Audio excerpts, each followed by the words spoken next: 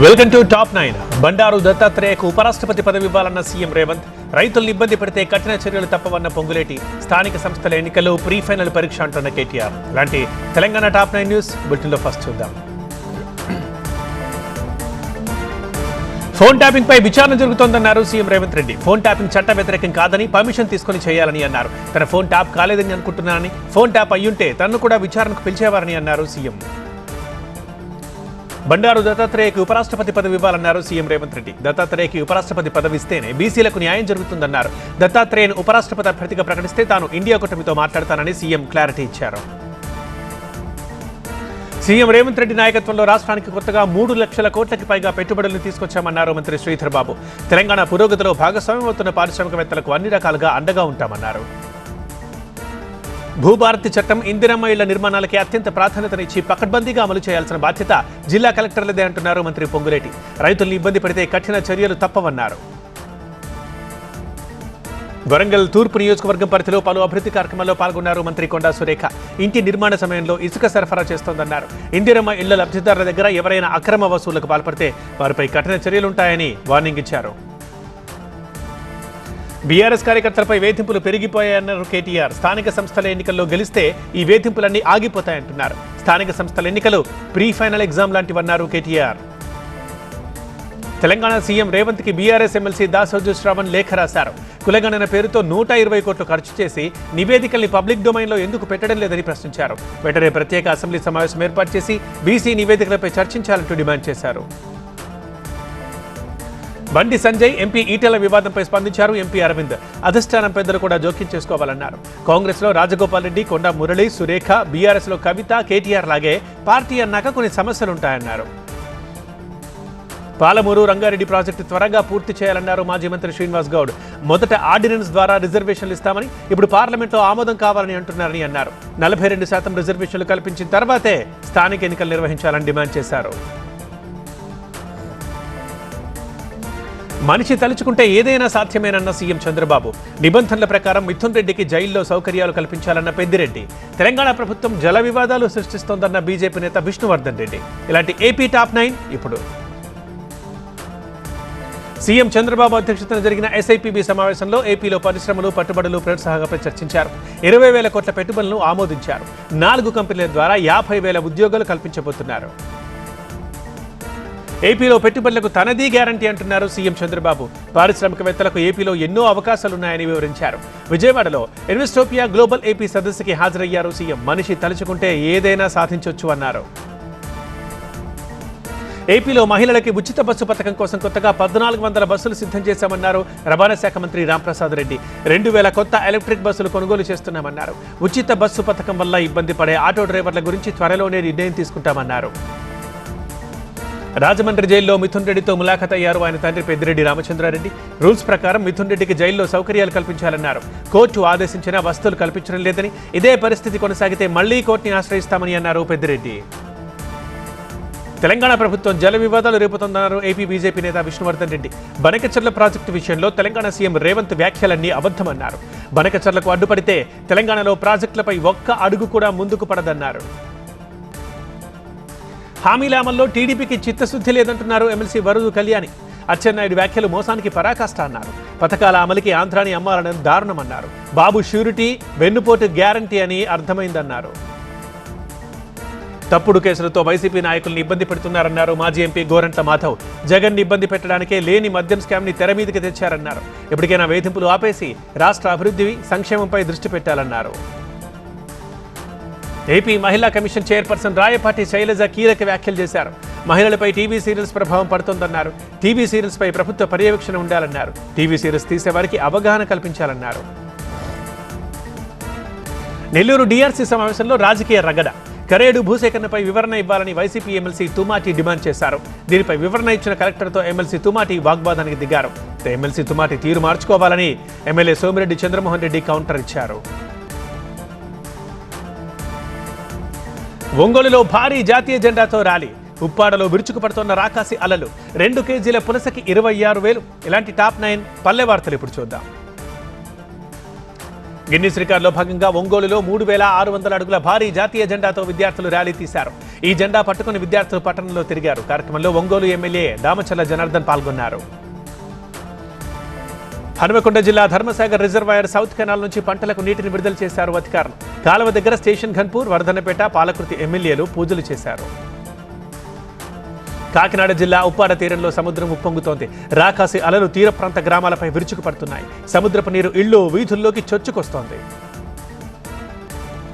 కడప జిల్లా పులివెందుల చీనీ మార్కెట్ ని TDP incharge BTech Ravi పరిశీలించారు. 20 రోజులుగా ధరలు తగ్గుముఖం పట్టాయని రైతులు అంటున్నారు. గతంలో టన్ను 50,000 రూపాయలు పలికిన ధర ఇప్పుడు 15,000 రూపాయలకు పడిపోయిందని ఆవేదన వ్యక్తం చేశారు. గోదావరి తీరం యానాంలో మత్స్యకారులకు చిక్కిన పులస చేప రికార్డు ధర పలికింది. 2 కేజీల పులసని ఆత్రేయపురం మండలం పేరవరానికి చెందిన వ్యక్తి 26,000 రూపాయలకు కొన్నారు. గత వారం 2 పులసలు 18,000, 22,000కు అమ్ముడుపోయాయి. పవన్ కళ్యాణ్ నటించిన హరిహర వీరమల్లు సినిమా విజయవంతం కావాలని కోరుకుంటూ ఆయన నియోజకవర్గం పిఠాపురం పాదగయ క్షేత్రంలో అభిమానులు ప్రత్యేక పూజలు చేశారు. కొందరైతే భక్తులు పొర్లు దండాలు, మోకాళ్ల ప్రదక్షిణలు చేశారు. ఆరుద్ర నక్షత్రాన్ని పురస్కరించుకుని శ్రీశైలంలో మల్లికార్జున స్వామి, భ్రమరమ్మదేవికి స్వర్ణ రథోత్సవాన్ని వైభవంగా నిర్వహించారు.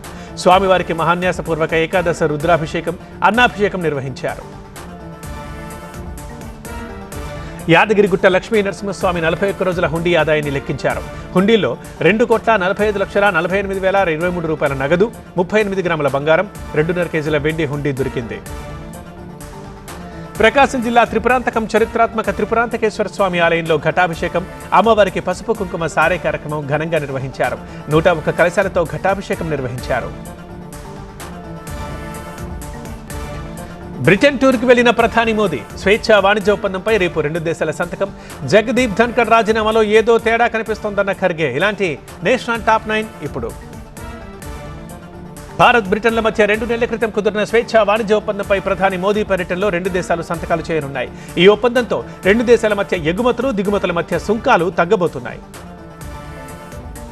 కాల్పుల విరమణపై అమెరికా అధ్యక్షుడు డొనాల్డ్ ట్రంప్ చేసిన వ్యాఖ్యలపై ప్రధాని మౌనాన్ని విపక్ష నేత రాహుల్ గాంధీ మరోసారి ప్రశ్నించారు. కాల్పుల విరమణని ప్రకటించింది ట్రంప్ అన్న విషయం మొత్తం ప్రపంచానికి తెలుసంటున్నారు రాహుల్. ఉపరాష్ట్రపతి జగదీప్ ధన్కర్ రాజీనామా కారణాన్ని ప్రభుత్వం బయటపెట్టాలని కాంగ్రెస్ అధ్యక్షుడు మల్లికార్జున ఖర్గే డిమాండ్ చేశారు. ఏదో తేడా ఉందని ఆయన అనుమానం వ్యక్తం చేస్తున్నారు. ఆర్ఎస్ఎస్, బీజేపీని ఆయన ఎప్పుడు వెనకేసుకు వచ్చేవారని ఖర్గే గుర్తు చేశారు. కొత్త ఉపరాష్ట్రపతిని ఎన్నుకునేందుకు సంబంధించిన ఎన్నికల ప్రక్రియకి శ్రీకారం చుట్టినట్లు ఎన్నికల సంఘం ప్రకటించింది. సన్నాహక కార్యకలాపాలు పూర్తయిన తర్వాత వీలైనంత తొందరగా ఎన్నికల షెడ్యూల్ ప్రకటిస్తామని ఎన్నికల సంఘం తెలిపింది. వరుసగా 3వ రోజు పార్లమెంట్లో నిరసనలు కొనసాగాయి. బీహార్లో చేపట్టిన ఓటర్ల జాబితా ప్రత్యేక సవరణ, పహల్గాం దాడి, ఆపరేషన్ సింధూర్, ట్రంప్ వ్యాఖ్యలపై విపక్షాల నిరసన కొనసాగింది. గందరగోళం మధ్య క్రీడా బిల్లుని క్రీడా శాఖ మంత్రి మన్సుఖ్ మాండవీయ ప్రవేశపెట్టారు. ప్రధాని అమిత్ షా ఢిల్లీ నుంచి రిమోట్ కంట్రోల్ ద్వారా బీహార్ని నడిపిస్తున్నారని ఆర్జేడీ నేత తేజస్వి యాదవ్ ఆరోపించారు. గతంలో ఓటర్లు ప్రభుత్వాన్ని ఎంచుకునేవారని, కానీ ఇప్పుడు ప్రభుత్వమే ఓటర్లను ఎంచుకుంటోందని విమర్శించారు తేజస్వి. ఇచ్చిన హామీలు అమలు చేయాలని డిమాండ్ చేస్తూ బీహార్ రాజధాని పాట్నాలో జన్సురాజ్ పార్టీ చేపట్టిన నిరసనలో ఉద్రిక్తత చోటు చేసుకుంది. అసెంబ్లీ ముట్టడికి ఆ పార్టీ అధినేత ప్రశాంత్ కిషోర్ పెద్ద సంఖ్యలో కార్యకర్తలతో బయలుదేరారు. వారిని అడ్డుకునేందుకు పోలీసులు లాఠీచార్జ్ చేయడంతో ఒక కార్యకర్త గాయపడ్డారు. వచ్చే ఏడాది జరిగే తమిళనాడు అసెంబ్లీ ఎన్నికల్లో ఎన్డీఏ విజయం సాధిస్తుందని అమ్మ మక్కల్ మున్నేట్ర కళగం ప్రధాన కార్యదర్శి టీటీవీ దినకరన్ అన్నారు. ముఖ్యమంత్రి ఎవరన్నది అమిత్ షా నిర్ణయిస్తారని దినకరన్ వెల్లడించారు. గుజరాత్ అల్-ఖైదా సభ్యుల అరెస్ట్, చైనాకి వీసాల మంజూరీ, కర్ణాటకలో మళ్లీ సర్వే. ఇలాంటి మెట్రో టాప్ 9 ఇప్పుడు. నిషేధిత ఉగ్రవాద సంస్థ అల్-ఖైదాతో సంబంధాలున్న 4 వ్యక్తుల్ని Gujarat anti terrorist squad arrest చేసింది. వీళ్ళందరూ 20 నుంచి 25 ఏళ్లలోపు యువకులే. దేశంలో భారీ విధ్వంసానికి సంబంధించిన కుట్రలో వీరు పాల్పంచుకుంటున్నట్లు పోలీసులు అనుమానిస్తున్నారు. చైనా పౌరులకు టూరిస్టు వీసాల జారీకి కేంద్రం అనుమతిని మంజూరు చేసింది. రేపటి నుంచి ఇది అమల్లోకి వస్తోంది. 2020లో గాల్వాన్ లోయ ఘర్షణల తర్వాత వీసాల్ని నిలిపేసింది భారత్. జస్టిస్ యశ్వంత్ వర్మ వ్యవహారంలో విచారణ నుంచి సుప్రీంకోర్టు ప్రధాన న్యాయమూర్తి జస్టిస్ బిఆర్ గవాయ్ వైదొలిగారు. అంతర్గత కమిటీ ఇచ్చిన నివేదికను కొట్టేయాలని కోరుతూ జస్టిస్ వర్మ సుప్రీంకోర్టుని ఆశ్రయించారు. ఈ కేసు విచారణని మరో బెంచ్కి అప్పగిస్తామని తెలిపారు సిజేఐ. తమిళనాడు తలసరి ఆదాయం జాతీయ సగటుని మించిపోయిందని తమిళనాడు సీఎం ఎంకే స్టాలిన్ అన్నారు. 196,309 రూపాయలతో తమిళనాడు తలసరి ఆదాయంలో దేశంలోనే 2వ స్థానంలో ఉంది. దసరా సెలవుల సందర్భంగా సెప్టెంబర్ 27 నుంచి అక్టోబర్ 7 వరకు రాష్ట్రంలో సామాజిక విద్యా సర్వే నిర్వహిస్తామని కర్ణాటక సీఎం సిద్ధరామయ్య ప్రకటించారు. అక్టోబర్ చివరి నాటికి నివేదిక సమర్పించాలని బీసీ కమిషన్కి ఆయన సూచించారు. కొత్త టెక్నాలజీ వచ్చినప్పుడు అనేక కొత్త ప్రశ్నలు తీసుకొస్తుందని ఆర్ఎస్ఎస్ అధినేత మోహన్ భగవత్ హెచ్చరించారు. ఆర్టిఫిషియల్ ఇంటెలిజెన్స్ వంటి టెక్నాలజీ ఉపాధిపై ప్రభావం చూపుతుందని, దాంతో శ్రమకి గౌరవం దగ్గుతుందని భాగవత్ అన్నారు. 2 రోజుల క్రితం కన్నుమూసిన కేరళ మాజీ ముఖ్యమంత్రి విఎస్ అచ్యుతానందన్ అంత్యక్రియలు అలప్పుజలో జరిగాయి. ఆయనకి తుది నివాళి ఘటించేందుకు జోరుగా కురుస్తున్న వర్షాన్ని కూడా లెక్క చేయకుండా అనేక మంది తరలివచ్చారు. సముద్రంలో ఒలికిపోయిన చమురు విషయంలో వేగంగా ప్రభావవంతంగా స్పందించేందుకు కోస్ట్ గార్డ్కి 2వ కాలుష్య నియంత్రణ నౌకని గోవా షిప్ యార్డ్ అందించింది. దేశీయంగా తయారు చేసిన ఈ నౌకకి సముద్ర ప్రచేత్ అన్న పేరు పెట్టారు. జంతువుల విరిగిపోయిన ఎముకలు అతుకుపెట్టే ఒక వినూత్న గ్లూని యూపీ బరేలీలోని పశు పరిశోధన సంస్థ తయారు చేసింది. 10 కేజీల కంటే తక్కువ బరువు ఉన్న పశువుల్లో దీన్ని ఉపయోగిస్తారు. ఇది మనుషులకు కూడా మేలు చేస్తుందని పశు వైద్యులు ఆశాభావం వ్యక్తం చేస్తున్నారు. లేని దేశాల పేరుతో రాయబార కార్యాలయాలు. హైదరాబాద్లో డ్రగ్ పెడ్లర్ల అరెస్ట్, గుమ్మడికాయల మాటన గోవుల తరలింపు ఇలాంటి క్రైమ్ టాప్ నేను చూద్దాం. హైదరాబాద్లో 9 మంది డ్రగ్ పెడ్లర్లను అరెస్ట్ చేశారు. వారి నుంచి 300 గ్రాముల కొకైన్ స్వాధీనం చేసుకున్నట్లు పోలీస్ కమిషనర్ సివి ఆనంద్ తెలిపారు. ముంబై నుంచి వీరు హైదరాబాద్కి డ్రగ్స్ తీసుకొస్తున్నట్లు గుర్తించారు. నెల్లూరులో ఆర్టీసీ బస్సుని చోరీ చేశాడు ఒక ప్రబుద్ధుడు. బుచ్చిరెడ్డిపాలెం టోల్గేట్ దగ్గర సీసీ కెమెరాల్లో అది రికార్డ్ అవ్వడంతో అక్కడి ప్రజలను బస్సులు అడ్డుకున్నారు. బస్సు చోరీ చేసిన వ్యక్తిని కట్టేసి పోలీసులకు అప్పగించారు. నాంపల్లి రైల్వే స్టేషన్లో ప్రయాణికులకు సైబర్ నేరాలపై పోలీసులు అవగాహన కల్పించారు. Digital arrest, PM Kisan Yojana, వాహన చలాన్ల పేరుతో మోసం చేస్తారని, అలాంటి వాటి విషయంలో అలర్ట్గా ఉండాలని సూచించారు. నల్లగొండ పోలీసులు 4 సభ్యుల అంతర్రాష్ట్ర దొంగల ముఠాని పట్టుకున్నారు. వీళ్ళంతా పాత నేరస్తులే. వీళ్ళు 23 చోట్ల దొంగతనాలకు పాల్పడినట్టు తెలుస్తోంది. వీరి నుంచి 20 తులాల బంగారం, 2 కేజీల దాకా వెండి, ఒక స్కూటర్, 2 ల్యాప్టాప్లు స్వాధీనం చేసుకున్నారు. పుట్టపర్తిలో ఆటో డ్రైవర్ల కోసం భద్రత, బాధ్యత పేరుతో సత్యసాయి జిల్లా పోలీసులు అవగాహన కార్యక్రమం ఏర్పాటు చేశారు.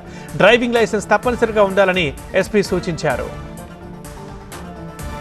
కర్ణాటక బీదర్లో ఆరోగ్య శాఖలో ఎగ్జిక్యూటివ్ ఇంజనీర్గా పనిచేస్తున్న సునీల్ కుమార్ ఇంటిపై లోకాయుక్త అధికారులు దాడులు చేశారు. ఆయన ఇంట్లో భారీ మొత్తంలో నగదు, బంగారాభరణాలు, వాచీలు దొరికాయి. ఆస్తులకు సంబంధించిన పత్రాలు కూడా దొరికాయి. దర్యాప్తు చేస్తున్నారు ప్రస్తుతం. లాభాలు చూసిన స్టాక్ మార్కెట్, దూసుకుపోతున్న వెండి, ఫ్యాషన్ బ్రాండ్ మింత్రాకి ఈడీ నోటీసులు. ఇలాంటి బిజినెస్ టాప్ 9 ఇప్పుడు చూద్దాం. అమెరికా, జపాన్ల మధ్య వాణిజ్య ఒప్పందం ఖరారు కావడం, ఆసియా మార్కెట్లు పాజిటివ్గా ఉండడం దేశీయ మార్కెట్లకు కలిసి వచ్చింది. 2 రోజుల నష్టానికి ముగింపు పలుకుతూ సెన్సెక్స్ 540 పాయింట్లు, నిఫ్టీ 159 పాయింట్ల లాభాన్ని నమోదు చేసింది. బంగారం ధర పైకి వెళ్తోంది. ₹1,00,000 దాటేసిన 24 క్యారెట్ల బంగారం ఇంకా ముందుకు వెళ్తోంది. 10 గ్రాముల ధర 1,040 పెరిగి ₹1,02,330. 22 క్యారెట్ల బంగారం ₹93,800 చేరింది. వెండి ధరలు రికార్డు స్థాయికి చేరాయి. దేశ రాజధాని ఢిల్లీలో ₹4,000 పెరిగి ₹18,000 పెరిగింది. చాలా మంది వ్యాపారులు వెండి కొనుగోళ్లకు మక్కువ చూపుతున్నారు. హైదరాబాద్ మార్కెట్లో వెండి కేజీ ధర ₹1,29,000 చేరింది. వరుసగా 6వ సెషన్లో కూడా రూపాయి నష్టాన్ని నమోదు చేసింది. క్రూడ్ ఆయిల్ ధరలు తక్కువ ఉండడం, దేశీయ ఈక్విటీ మార్కెట్లో కొనుగోళ్లు ఎక్కువ ఉండడంతో పతనం చాలా పరిమితంగా ఉంది. డాలర్తో పోలిస్తే 3 పైసల నష్టంతో ₹86.41 దగ్గర ముగిసింది. ప్రముఖ ఫ్యాషన్ కంపెనీ మింత్రాపై ఎన్ఫోర్స్మెంట్ డైరెక్టరేట్ కేసు నమోదు చేసింది. ఎఫ్డీఐని మింత్రా ఉల్లంఘించిందని చెబుతూ ₹1,654 కోట్ల చెల్లించాలంటూ నోటీస్ జారీ చేసింది. హోల్సేల్ క్యాష్ అండ్ క్యారీ వ్యాపారం అని చెప్పి ఈ సంస్థ మల్టీ బ్రాండ్ రిటైల్ కార్యకలాపాలు నిర్వహిస్తోందని తెలిపింది ఈడీ. ఈ ఆర్థిక సంవత్సరం తొలి త్రైమాసికంలో సాఫ్ట్వేర్ దిగ్గజం ఇన్ఫోసిస్ మిశ్రమ ఫలితాల్ని ప్రకటించింది. నికర లాభంలో తరుగుదల నమోదైంది. గతేడాదితో ఇది త్రైమాసికంతో పోలిస్తే నికర లాభంలో 1.61% తగ్గిందని సంస్థ తెలిపింది. చెన్నైలో నిసాన్తో సంయుక్తంగా ఉన్న తయారీ కేంద్రాన్ని పూర్తిగా తన ఆధీనంలోకి తీసుకుంటామని ఫ్రాన్స్ కార్ల సంస్థ రెనో ప్రకటించింది. ఈ కార్ల తయారీ కేంద్రంలో ఏటా 4.72 లక్షల వాహనాలు తయారవుతాయి. ఈ ప్లాంట్ రెనో ఆధీనంలోకి వచ్చిన తర్వాత కూడా ఇక్కడ నిసాన్ కార్ల తయారీయే కొనసాగుతోంది. జీఎస్టీ నోటీసులకు వ్యతిరేకంగా రేపు నిరసన ప్రదర్శన నిర్వహించాలని బెంగళూరులో చిన్న వ్యాపారులు నిర్ణయించారు. కర్ణాటకలో వేల మంది చిన్న వ్యాపారులకు జీఎస్టీ నోటీసులు వచ్చాయి. చిన్న వ్యాపారుల్ని ఆదుకునేందుకు కేంద్ర, రాష్ట్ర ప్రభుత్వాలు జోక్యం చేసుకోవాలని వ్యాపారుల సంఘం విజ్ఞప్తి చేసింది. ఒక సబ్స్క్రిప్షన్తో అనేక డివైజులు కవర్ చేసే ప్లాన్ని యాపిల్ ఆవిష్కరించింది. $19.99తో 3 యాపిల్ పరికరాల్ని 3 నెలల పాటు ఇన్స్టాల్ చేసుకోవచ్చు. దీని ద్వారా 24 గంటల సపోర్ట్తో పాటు రిపేర్లు, బ్యాటరీ కవరేజ్ కూడా ఉంటుంది. తెలుగు రాష్ట్రాలు, దేశ విదేశీ విశేషాల న్యూస్ జంక్షన్ టాప్ 9 న్యూస్ ఇప్పుడు చూద్దాం. భారీగా కురుస్తున్న వర్షాలకి సింగరేణి బెల్లంపల్లిలో ఓపెన్ కాస్ట్ గనుల్లో బొగ్గు ఉత్పత్తి నిలిచిపోయింది. మట్టి వెలికితీత పనులు కూడా పూర్తిగా ఆగిపోయాయి. ఈ గనుల్లో నిలిచిన నీటిని సింగరేణి అధికారులు తోడిస్తున్నారు. సిద్దిపేట జిల్లా దుబ్బాక డిపో బస్సులో ఎక్కువ ప్రయాణం చేసిన 3 మహిళలకు ఆర్టీసీ సిబ్బంది చీరల్ని బహుమతిగా అందించారు. హైస్కూల్ విద్యార్థులకు కూడా బహుమతులు ప్రదానం చేశారు. విదేశాల నుంచి ఆన్లైన్లో మోసాలకు పాల్పడుతున్న 6గురిని ఒంగోలు పోలీసులు అరెస్ట్ చేశారు. వారి నుంచి 25 సిమ్ కార్డులు, ATM కార్డులు స్వాధీనం చేసుకున్నారు. అల్లూరు జిల్లా పాడేరు ఏజెన్సీ ప్రాంతంలో 3 గంజాయి ముఠాల్ని పట్టుకున్నారు పోలీసులు. వారి దగ్గర నుంచి 70 లక్షల రూపాయల విలువ చేసే 660 కిలోల గంజాయి, 7 కార్లు, ఒక బొలెరో వెహికల్ని స్వాధీనం చేసుకున్నారు. 12 మందిని అరెస్ట్ చేశారు.